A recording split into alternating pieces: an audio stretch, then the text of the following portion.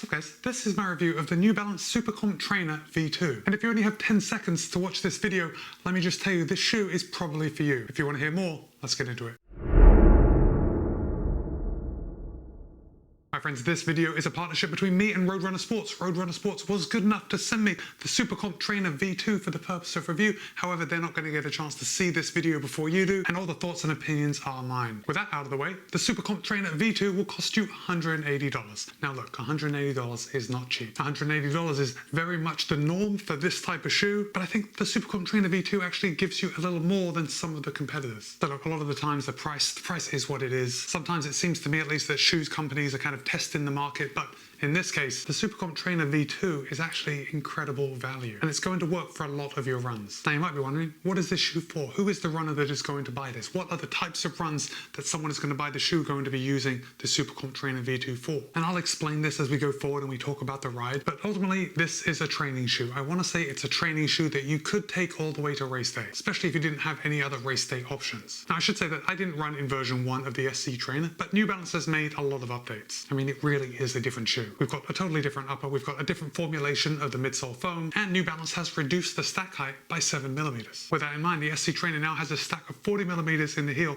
34 in the forefoot for a 6mm drop. The SC Trainer V2 in a men's size 9 tips the scale at 9.7 ounces or 275 grams. However, in my size, a US men's size 13, it tips the scale at 11.8 ounces or 335 grams. Now, while it's certainly not the lightest shoe out there, it is far from the heaviest, and the shoe rides very light on your foot. But I think that is a testament to everything going on down here, the foam and the geometry, and of course we do have that carbon plate running through the middle. Okay, let's start at the top, let's work our way down, and you can tell by looking at it, this screams daily trainer to me. We've got a good amount of padding right around the heel collar. It is extremely comfortable when I step into it. The heel counter is nice and rigid, I can't push that down, and I didn't experience any heel slip when running in the shoe. The upper is a very breathable engineered mesh, and I mean very breathable. I am running down here in South Florida in the middle of summer, and this shoe is very comfortable to run in. For me personally, this is something I look for in a shoe that I'm going to take out more than some of my other shoes, because I don't want my daily trainers putting on unnecessary water weight. Didn't find that with the SC Trainer V2. It's just a very thin upper and doesn't absorb my sweat. So while we do have a lot of padding around the heel collar, the upper is a lot lighter than you may expect from a normal daily trainer. Also the tongue. The tongue is very thin, which is nice, especially because they have included a little extra padding right here. That extra padding starts right around the lace loop and then comes up to near the top of the tongue. The tongue is gusseted on both sides, and because of the gusset and the lace loop, I didn't experience any tongue migration while I was running. I also didn't experience any lace bite. Now, while we're talking about this upper, in the past I have found New Balance to have a very high volume upper, which is great if you have super wide feet, not so great if, like me, your feet are rather narrow. However, in the case of the SC Trainer V2, I didn't really experience any issues with there being too much volume in the top. If I hold it up, you can see that my laces are quite close together, which means I am having to cinch them quite close. But for me at least, and my narrow feet, this isn't out of the ordinary. And I actually found the upper to be quite well fitting, even for my narrow feet. But with that said, it seems like there is a lot of room to fit runners with slightly wider feet too. Now the toe box does have a lot of volume. For me, it felt like my feet could splay out. I was running in total comfort the whole time. It didn't seem like there was too much room, but it did make me think that maybe people with wider feet would also find this shoe very comfortable. As far as overlays go, New Balance has kept it very minimal.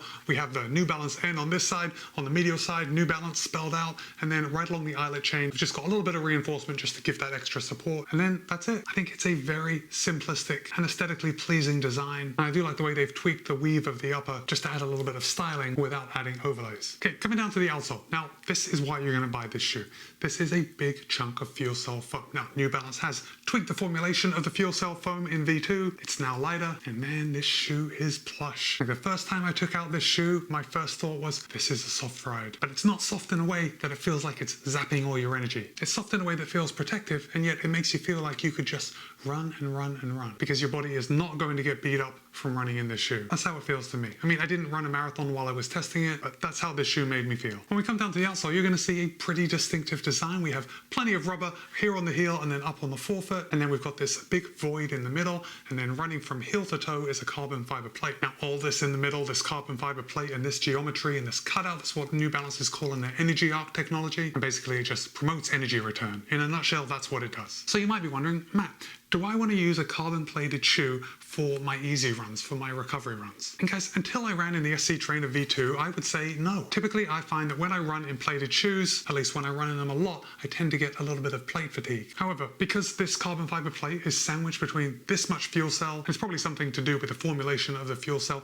not just the amount of it, because 40 millimeters of stack height in the heel is not unusual. But I actually didn't find this carbon fiber plate to be very aggressive. Now you may be wondering, Matt, why do I want a carbon fiber plated shoe if it's not going to be aggressive, if it's not going to thrust me forward? And the reason is this, because this carbon fiber plate sandwiched in between this fuel cell gives the fuel cell foam a little structure, a little stability. Now while it's true, this shoe is not going to give you that sensation of being thrown forward on your run when you're running at race pace. It becomes clear that after you've been running easy in this shoe and then you start to pick up the pace, that the carbon fiber plate seated in between this fuel cell foam is doing something. And it's actually doing rather a lot. And I think this is the main reason that this shoe is going to be for, I think, a vast majority of people. Unless you really like low stack, a very firm shoe, I'd say this shoe is for you. Because it's soft, because it's cushioned, because you can run easy, you can run recovery, and you can pick up the pace. I think it is a great cross section. Now, there are a lot of people, myself included, that have run marathons in daily trainers. You know, some people run marathons in the New Balance 1080 series, maybe the Pegasus, maybe the Ghost, because their primary focus is comfort. And I think the SC Trainer V2 is going to take the place of all those other daily trainers because it is so comfortable to put a lot of miles in, and yet it feels so much better than all the other daily trainers when you start picking up the pace. For me, at least in my experience testing this shoe,